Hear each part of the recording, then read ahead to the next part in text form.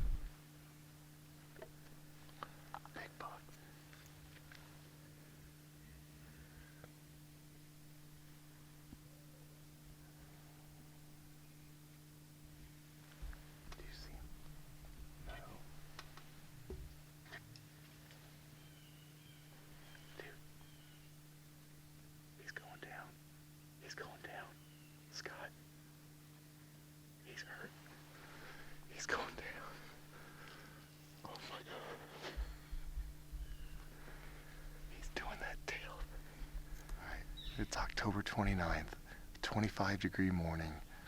We're just on the verge of everything cutting loose here. Hunting, obviously, the pre-rut. Put a decoy out this morning, bunch of scent, had my hunter specialties, buck urine, threw it out all over the place. This buck comes by, starts working a scrape. I grunt, snort, wheeze, grunt, trying to get his attention, but he keeps looking at the tree. He finally sees the decoy and commits.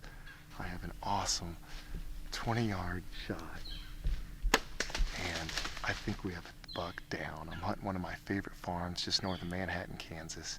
A lot of history here, been hunting here for 15 years, and I'm just a believer, man. I'm a believer in the timing, the moon, and everything. So we moved trees last weekend, 20 yards over. My brother thought I was crazy, but it worked textbook. So my brother and I are bonding for the first time since high school, and he wanted to learn how to film, so I've been training him. This is only his 4th hunt behind the camera, and really the first buck he's ever filmed.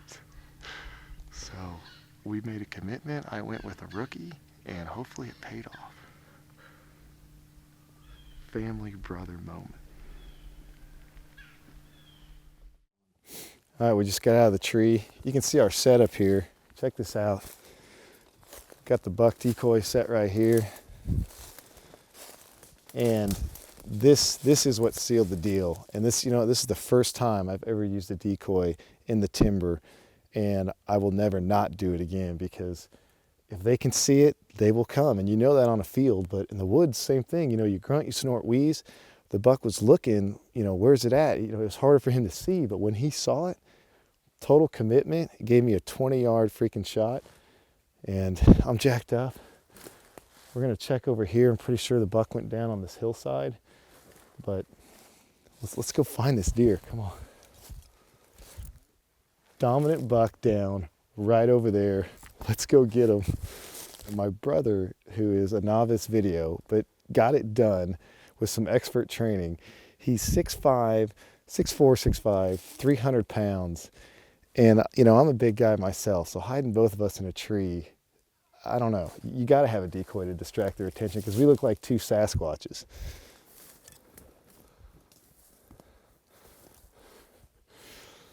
Scott, don't get all sad on me. This is the one, man. I got history with this buck. Look at the body on that, Scott. Is that giant? Oh my gosh.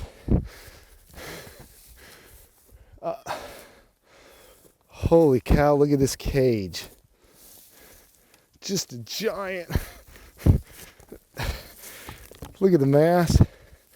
Let me get this thing. Hey, look at that deer.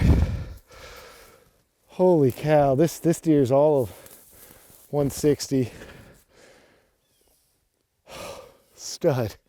Just an absolute pig, giant body. And this is the dominant buck for this property. I had him last year at 30 yards and gave him 14 different snort wheezes or something crazy like that. And all he had to do was walk through my shooting lane, and he didn't. A year later, he's going down, and he's even bigger this year. Wow. Look at that. Actually, it might have blew through shoulder. It didn't, there was no exit, so it got enough to bring him down. We'll have to look for my arrow, but look at this giant. A lot of history with this spot. I got 2 years of history with this buck, maybe 3. Absolute pig. October 29th in Kansas. I'm hunting just north of Manhattan, Kansas, where I went to college at Kansas State University. It was a perfect morning, about 2-3 mile an hour south wind. And we had a great transition set in the timber and decided to put a decoy in the timber. Saw this guy working a scrape, grunted, snort, wheeze, and he kept trying to pick us out in the tree. And finally he saw the decoy and committed. And my brother, his first buck ever filming on video, laid the shot down and did awesome. And I'm just so excited. I'm tagged out. We got a buck down in Kansas. It's not even November. just a stud. Look at him. Look at the mass, the character. He's got this big point here. He was trying to grow some devil points off the back. Tagged out, buck down.